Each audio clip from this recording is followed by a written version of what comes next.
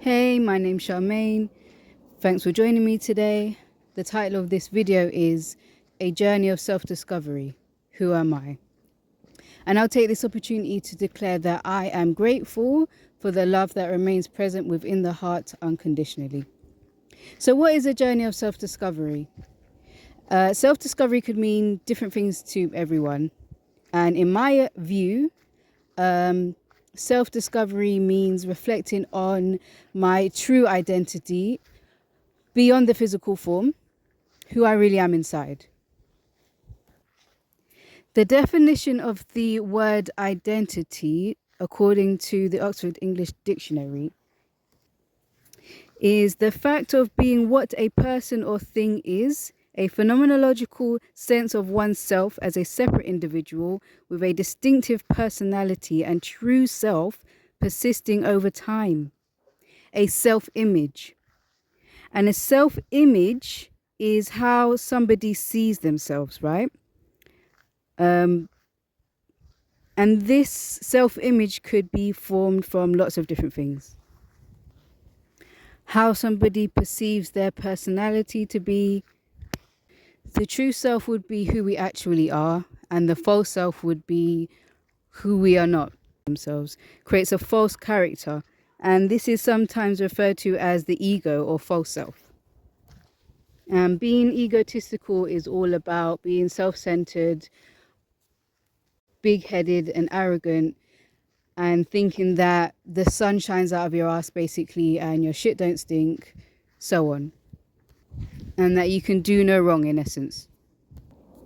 A true self-image would be when somebody sees themselves for who they really are and has more of an accurate account of their true nature. And on a more deeper level, somebody's true nature or true self would be the essence, the soul, the spirit, the true nature of one's own reality, the right, pure love. And a person realizing their true nature would begin to awaken to the true nature of reality, the true nature of one's own reality. And they can guide their soul's journey to the goal. In religious teachings, Hinduism says self-realization is key to attain ultimate enlightenment and liberation, called moksha. Self-realization means peeling away the fabricated layers of one's own personality to understand and experience the true self, the unchanging soul, and hence the true nature of reality. So this concept of liberation is shared by a wide spectrum of religious and spiritual traditions. Moksha in Hinduism, Nirvana in Buddhism, salvation in Christianity, ascension in the New Age, gnosis in Gnosticism, and illumination in Luciferianism. And if I'm correct, Luciferians believe that Lucifer illuminates the path to liberation. The difference between the Hindu concept of moksha and the Buddhist concept of nirvana is that nirvana is a state of enlightenment to free oneself from suffering, whereas moksha is the liberation of the immortal soul from the cycle of life, death, and rebirth. And that this is the true goal of human life. So according to Eastern teachings, the 4 pillars of liberation are called Parasutras or Parasutras. And these are Dharma, Artha, Karma, and Moksha.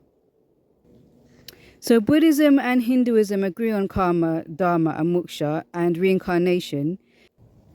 But they have some differing systems to that regard.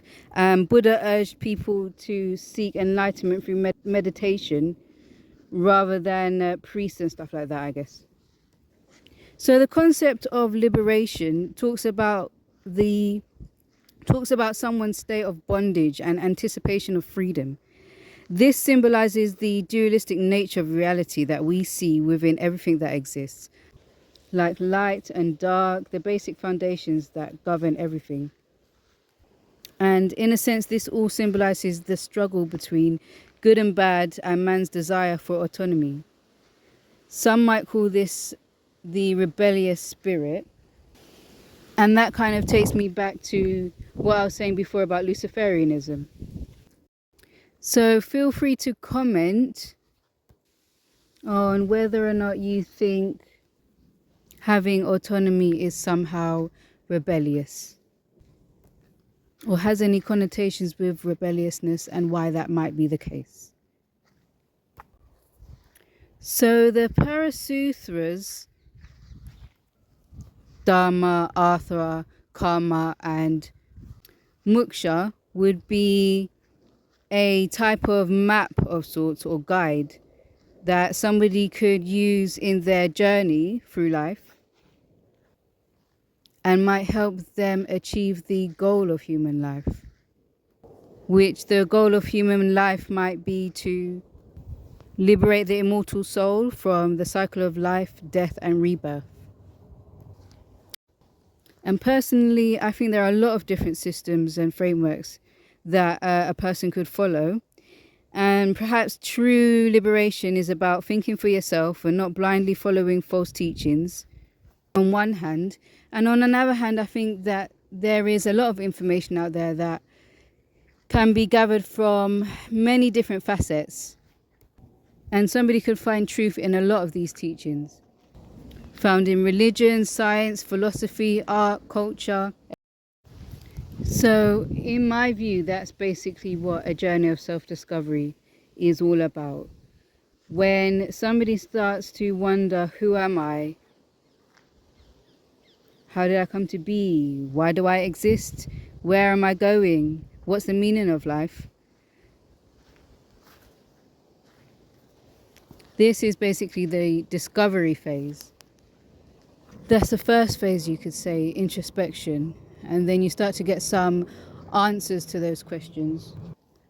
Start to realize who they truly are.